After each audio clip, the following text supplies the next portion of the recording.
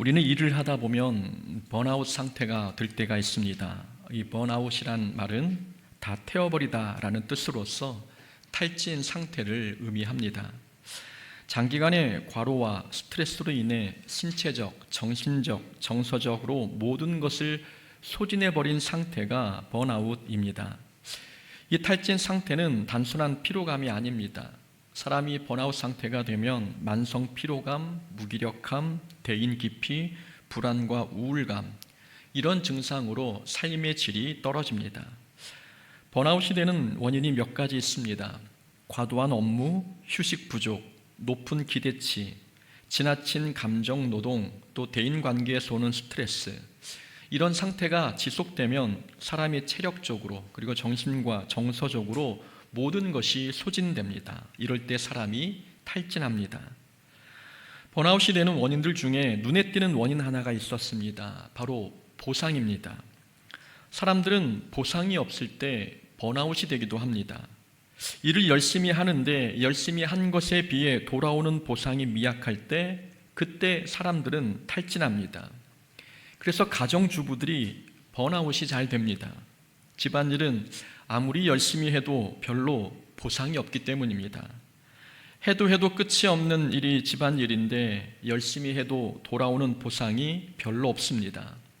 가족들은 집안일은 이 주부라면 당연히 해야 하는 당연한 일로 생각하기에 아무리 열심히 해도 그에 상응하는 보상을 해주지 않습니다. 맛있는 반찬을 해도 먹는 사람들이 별로 반응해주지 않지 않습니까?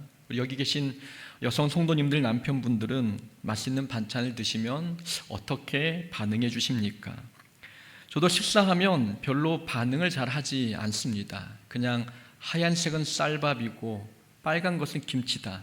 이게 그냥 음식에 대한 저의 생각입니다. 그러니 아내는 늘 맛있는 음식을 하면은, 특별히 요리를 한 날이면은 뭔가 기대하는 눈빛으로 자꾸 이야기를 합니다. 그냥 밥을 차리면 되는데 숟가락을 놔달라는 둥, 아니면 이 냄비를 옮겨달라는 둥 자꾸 이야기합니다. 근데 저는 먹는 것에 대한 그런 집착이 별로 없습니다. 그래서 있으면 먹고 없으면 안 먹는 스타일입니다. 그러니 주부들은 맛있게 식사를 해도 준비해도 말 한마디 보상이 없으니 여기에서 섭섭함이 찾아오는 것입니다. 집을 깨끗이 청소해도 당연히 해야 할 것을 한 것이니 칭찬한 일로 여기지 않습니다. 오늘 한 일, 가정일은 오늘 한 일 내일도 해야 하고 내일 할 일을 또 모레도 해야 되는 게 주부 일인데 일한 만큼 보상을 받지 못하니 주부들이 탈진하기 쉽습니다. 번아웃이 잘 되는 또 다른 직업이 있습니다. 교사, 간호사, 목회자, 상담사, 사회복지사 등입니다. 타인을 돕는 직업이 번아웃되기 쉽습니다. 이유는 이런 직업들은 결과가 즉각적으로 나타나지 않기 때문입니다. 목사가 아무리 설교를 열심히 해도 한편의 설교에 사람이 바뀌지 않습니다. 수요일 주일 설교만 해도 목사는 1년에 104편의 설교를 합니다. 새벽 설교까지 합치면 1년에 400편이 넘습니다. 이렇게 많이 설교하면 사람이 변하고 교회가 부흥하면 얼마나 좋겠습니까? 그러나 현실은 그렇지 않습니다. 아무리 설교를 많이 해도 사람은 그렇게 빨리 변하지 않고 교회도 쉽게 부흥하지 않습니다. 열매가 빨리빨리 나타나면 그에 따른 기쁨도 있으니 아무리 열매가 있으면 기쁨이 크니 힘들고 어려워도 보상받는 것 같은 기분에 힘이 나는데 아무리 설교해도 변화가 없으면 탈진하고 또한 무기력감과 허무감이 들 수밖에 없습니다. 이렇게 이 번아웃을 기독교적인 표현으로 바꾸면 영적인 침체입니다. 영적 침체에 빠지면 하나님과의 친밀감이 사라지고 신앙생활에 회의감이 들며 사명감도 식습니다. 무엇보다 영적 침체에 빠지면 신앙생활에 기쁨이 없고 삶의 감사도 사라지지 않습니까? 마치 가뭄에 땅바닥이 쫙쫙 갈라지는 것처럼 영적 침체에 빠지면 신앙생활이 건조해지고 메말라 버리는 느낌입니다. 기도나 예배도 영적 침체에 빠지면 형식적인 기도와 형식적인 기도로 흐를 위험도 있습니다. 아무리 성경을 읽고 설교를 들어도 마음에 감동이 없습니다. 이 영적인 침체에서 잘 회복되면 이전보다 믿음이 더 성장하지만 영적 침체에서 회복되지 아니하면 믿음을 완전히 잃어버리기도 합니다. 오늘 본문의 엘리야가 바로 이런 영적 침체에 빠졌습니다. 4절에 보면 엘리야는 로뎀나무 아래 앉아서 죽기를 바라고 있습니다. 우리가 여전도회 헌신 예배 때 이 본문, 앞에 본문을 함께 살펴보았지요. 엘리야가 죽기를 바라고 있다는 것은 엘리야가 지금 영적으로 탈진된 상태였다는 것을 보여줍니다. 엘리야가 영적 침체에 빠진 이유는 앞에서 말씀드린 것처럼 노력한 것에 비해 좋은 결과가 따라오지 않았기 때문입니다. 엘리야는 이스라엘 백성을 우상 숭배 죄에서 벗어나게 하려고 갈멜산에서 바알 선지자, 아세라 선지자 총 850명과 기도 대결을 벌였습니다. 기도를 통해 하늘에서 불을 내려주시는 분이 진짜 여호와이심을 증명하는 기도 대결을 벌인 것입니다. 엘리야는 이 기도 대결에서 승리했고 나아가 도망가는 바알 선지자를 모두 잡아 죽였습니다. 그리고 엘리야는 기도함으로 3년 6개월 동안 내리지 않았던 비를 이스라엘 땅에 내리게도 했습니다. 엘리야는 나라와 민족을 위해 최선을 다해 사명을 감당했습니다. 이 정도 열심히 하면 사람이 변하거나 상황이 달라져야 하지 않습니까? 그러나 아무것도 변하지 않았고 오히려 아합 왕과 그의 아내 이세벨은 엘리야를 더 죽이겠다고 혈안이 되어 있습니다. 기대한 결과나 보상이 찾아오지 않으니 엘리야가 영적 침체에 빠졌습니다. 영적 침체에 빠진 엘리야에게 하나님께서 이렇게 말씀하셨습니다. 9절 말씀입니다. 엘리야가 그곳 굴에 들어가 거기서 머물더니 여호와의 말씀이 그에게 임하여 이르시되 엘리야야 내가 어찌하여 여기 있느냐? 내가 어찌하여 여기 있느냐? 하나님께서 엘리야에게 묻고 계십니다. 엘리야는 지금 호렙산 한 동굴에 들어가 운든 생활을 하고 있었습니다. 영적 침체에 빠진 엘리야는 아무도 만나고 싶지 않았고 세상과 단절된 공간에서 혼자 무기력하게 은둔하고 있었습니다. 그런 엘리야에게 하나님께서는 내가 어찌하여 여기 있느냐 물으셨습니다.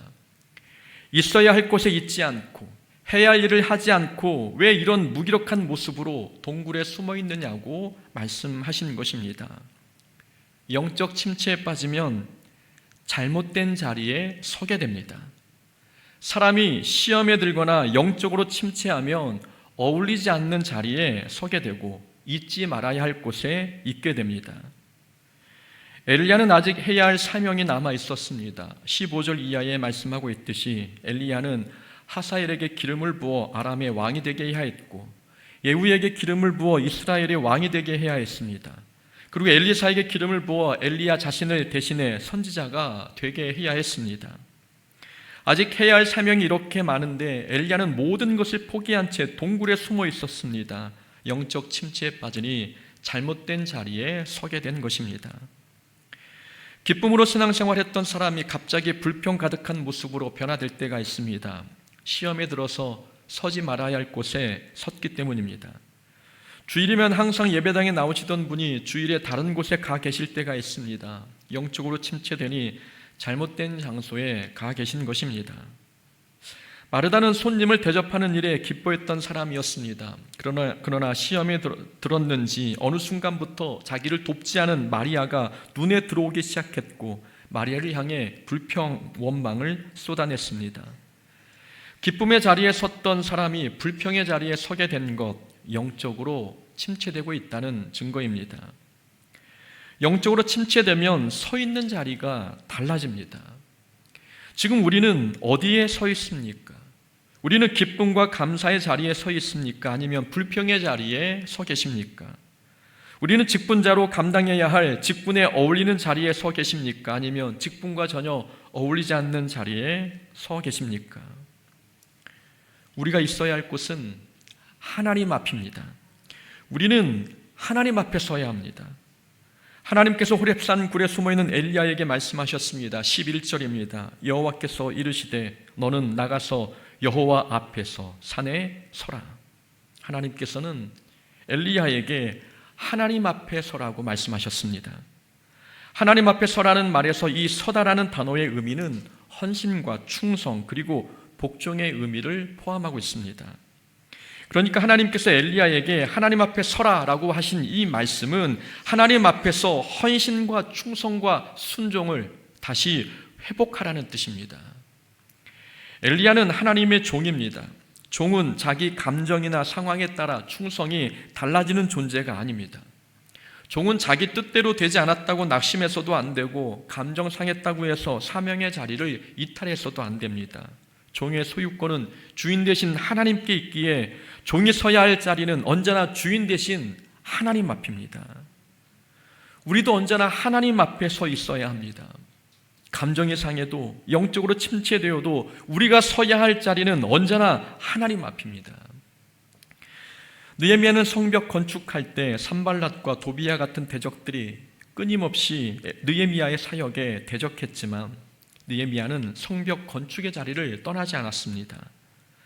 느헤미야가 재건하고 있는 성벽을 바라보고 많은 사람들이 여우가 올라가도 무너지겠다라는 식으로 조롱했습니다. 이런 조롱을 들었지만 느헤미야는 자기 사역의 자리를 벗어나지 않았습니다. 다윗도 사울왕을 죽일 수 있는 기회가 있었지만 그렇게 하지 않았습니다. 하나님께서 기름 부어 세운 왕을 죽일 수 없다는 이유에서 말입니다. 다윗은 사울왕의 위협에서도 복수의 자리에 서지 않았고 하나님 앞에 서 있었습니다. 영적 침체에 빠져 있어도 우리가 서야 할 자리는 언제나 하나님 앞이라는 것을 우리에게 가르쳐주고 있습니다.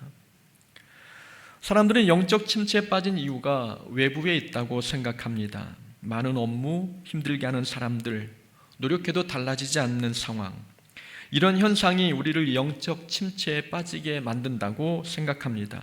물론 그런 외부의 문제가 우리를 시험 들게 할 수도 있습니다.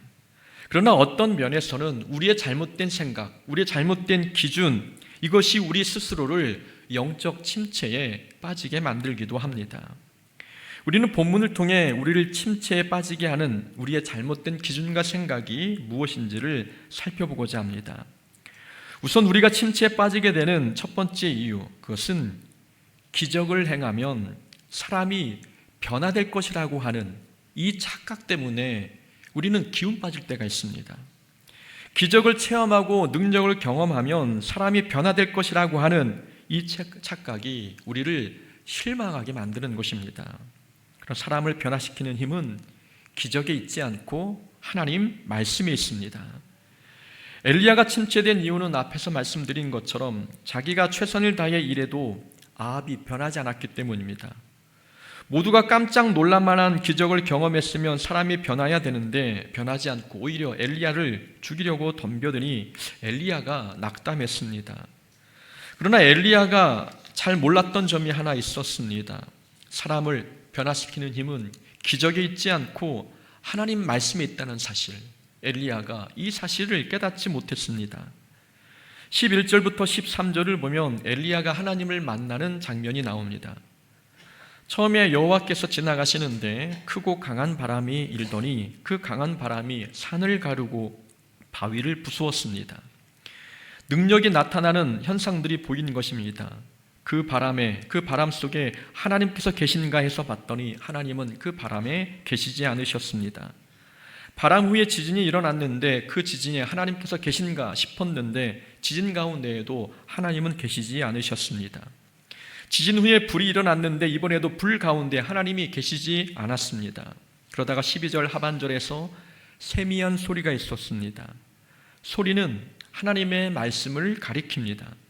세미한 소리가 엘리야에게 임했지요. 소리가 엘리야에게 임했다는 것은 말씀을 통해 하나님을 만나고 경험했다는 것입니다. 하나님은 말씀 가운데 계시는 분이심을 보여주고 있습니다. 하나님께서 엘리야에게 이 이적을 보여주신 이유는 사람을 변화시키는 것은 이적과 같은 놀라운 사건이 아니라 잔잔한 하나님의 말씀이라는 것을 가르쳐주기 위함인 것입니다.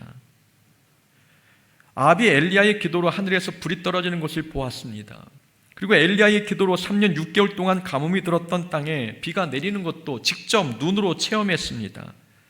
이 정도의 기적을 체험했는데도 아합은 변하지 않았습니다. 이유는 말씀을 가까이 하지 않았기 때문입니다. 북이스라엘이 하나님께 심판을 받았던 이유 중에 하나는 하나님의 말씀을 떠났기 때문입니다. 나라 자체가 하나님 말씀을 떠나니 자기 삶의 자리에서 기적과 같은 현상이 나타나도 강팍해진 마음이 변하지 않았습니다.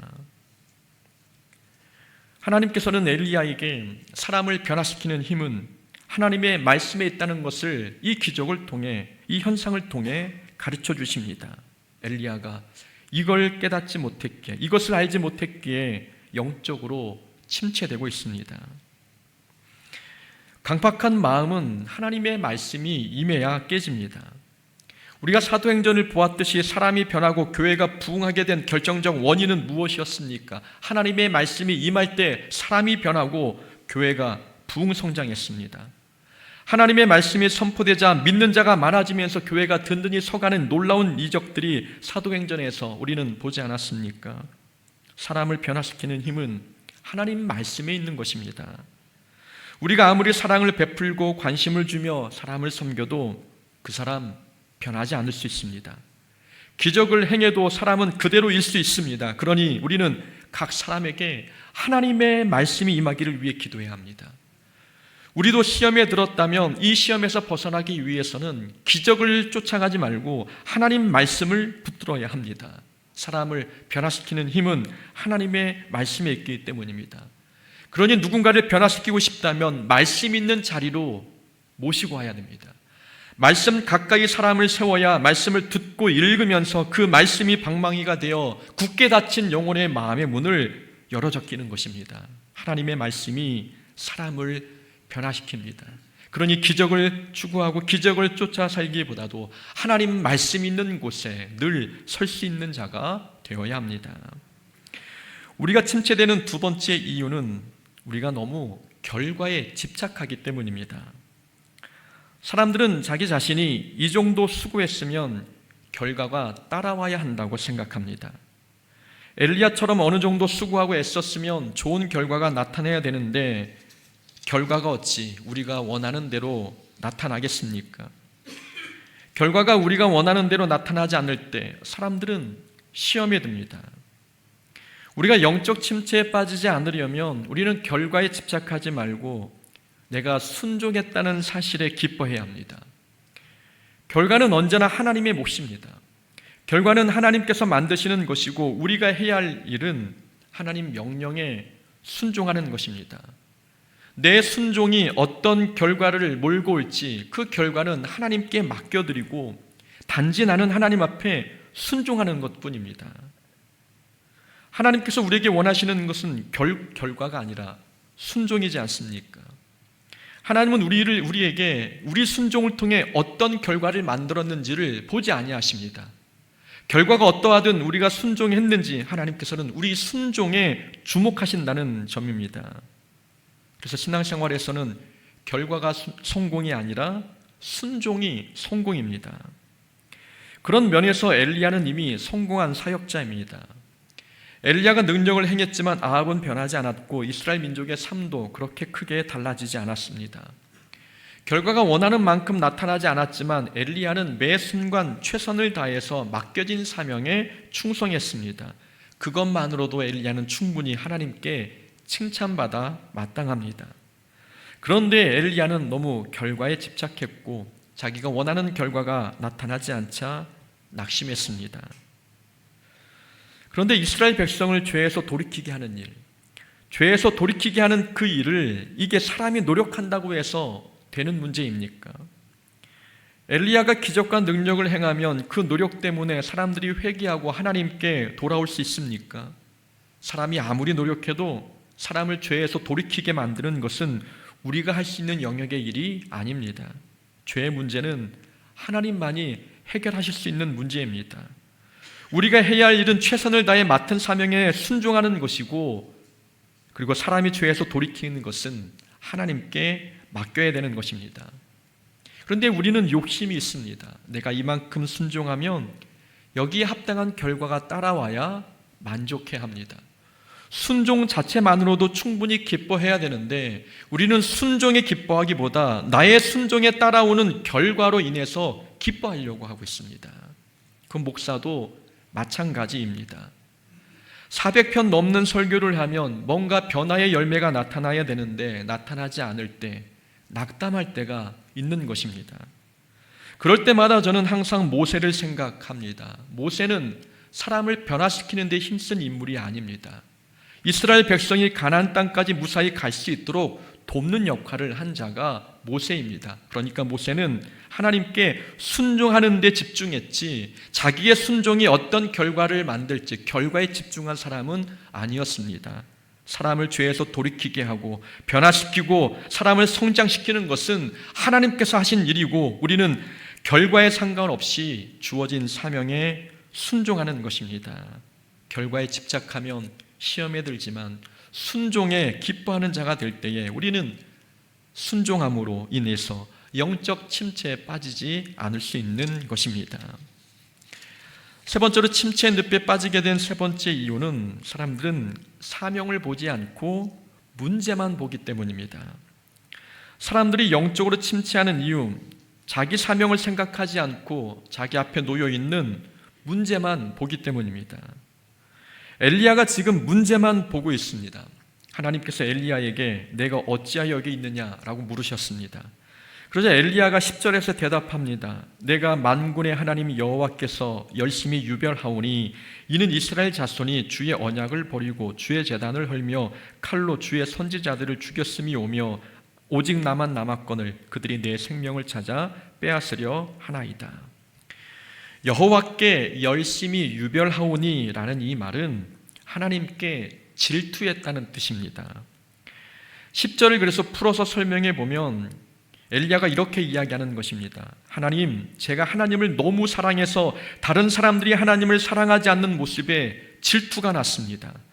이스라엘 자손들은 하나님의 언약을 버렸고 우상을 섬기느라 주의 제단을 헐었으며 주의 선지자들을 모두 칼로 죽였고 저만 남았습니다. 이제 제 생명도 빼앗으려고 합니다 라고 이야기한 것이지요. 엘리야는 자신이 왜 호렙산 동굴에 숨어 있는지 이유를 하나님께 설명하고 있습니다. 이스라엘 민족이 하나님을 버리고 선지자를 죽였던 일, 이제 자기 생명도 빼앗으려고 하는 일, 이런 자기 삶의 문제를 가지고 하나님께 이야기하고 있는 것입니다. 13절에서 하나님께서 세미한 소리로 임재하셔서 엘리야에게 다시 한번 물으셨습니다. 내가 어찌하여 여기 있느냐? 9절에서 질문한 내용을 또다시 질문하신 것이지요. 엘리야는 14절에서 똑같은 대답을 합니다. 내가 만군의 여호와 하나님께 열심히 유별하오니 이는 이스라엘 자손이 주의 언약을 버리고 주의 제단을 헐며 칼로 주의 선지자들을 죽였음이오며 오직 나만 남았거늘 그들이 내 생명을 찾아 빼앗으려 하나이다. 엘리야는 똑같은 대답을 했습니다. 똑같은 대답을 했다는 것은 엘리야는 여전히 자기 문제에 집중하고 있다는 것입니다. 사람들이 변하지 않았다는 사실, 자기 혼자 남았다는 사실, 자기 생명을 빼앗으려 한다는 사실, 엘리야는 하나님의 음성을 듣고 하나님을 경험한 뒤에도 여전히 자기 문제에 집중하고 있습니다. 그러자 하나님께서는 15절 이후에 뭐라고 말씀합니까? 엘리야에게 해야 할 사명을 알려주셨습니다. 앞에서 말씀드린 것처럼 엘리야는 하나님의 말씀을 듣고 세 가지 사명을 감당해야 했습니다. 아람의 왕을 세워야 했고 이스라엘의 왕을 세워야 했으며 엘리사를 엘리야의 후계자로 세워야 했습니다. 엘리야는 하나님을 만나기 전이나 만난 후에도 여전히 풀리지 않는 자기 문제에 집중했습니다. 하나님께서는 엘리야에게 사명을 부여하시면서 문제에 집중해 있던 엘리야의 시선을 사명으로 옮겨가게 하십니다.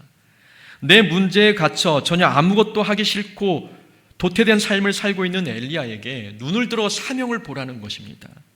어찌하여 여기 있느냐 물으시는 것은 왜 어울리지 않는 자리에 해야 할 일을 하지 아니하고 그렇게 숨어 있느냐 말씀합니다. 눈을 들어서 맡은 사명에 집중하라는 것입니다.